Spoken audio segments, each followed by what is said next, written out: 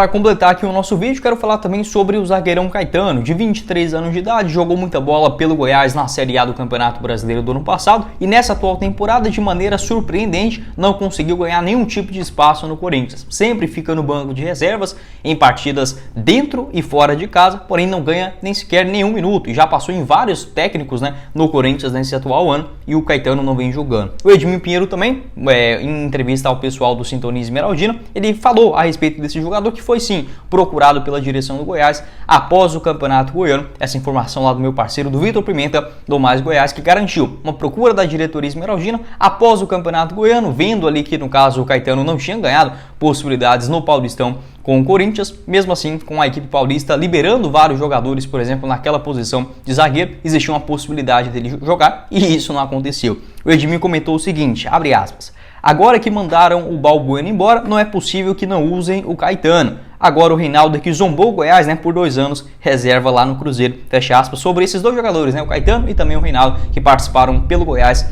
na Série A de 2021. O Caetano, por exemplo, existia sim essa expectativa, por exemplo, do afastamento do Balbuena, que acabou acontecendo, porém um jovem zagueiro, o Murilo, do Corinthians, vem ganhando mais espaço, ao lado dele ali, se eu não estiver enganado, o Bruno Mendes, e o Gil também, os dois mais experientes. Então o Caetano, 23 anos, sempre fica no banco de reservas. Aconteceu, por exemplo, ontem, no duelo contra o Argentino Júnior, também contra o Flamengo fora, Atlético Mineiro, São Paulo, Botafogo, sempre está no banco, mas só entrou em campo apenas uma vez nessa atual temporada, em uma partida contra o Santo André, foi titular, participou dos 90 minutos, mas um jogo que não valia mais nada, para o Corinthians naquele momento, já na reta final da primeira fase do Campeonato Paulista. Então, totalmente preterido, possivelmente o Goiás irá fazer uma nova consulta para esse jogador, onde o Goiás conta sim com 3 bons zagueiros nessa atual temporada. Lucas Alves, que cresceu demais de produção, o Bruno Melo também sendo uma grata surpresa ali pelo lado esquerdo e o Sidmar. Porém, se por exemplo fizer um esquema com 3 zagueiros, já não sobra ninguém no banco de reservas. Se um estiver suspenso, se tiver, por exemplo, uma lesão, que é totalmente natural nessa posição,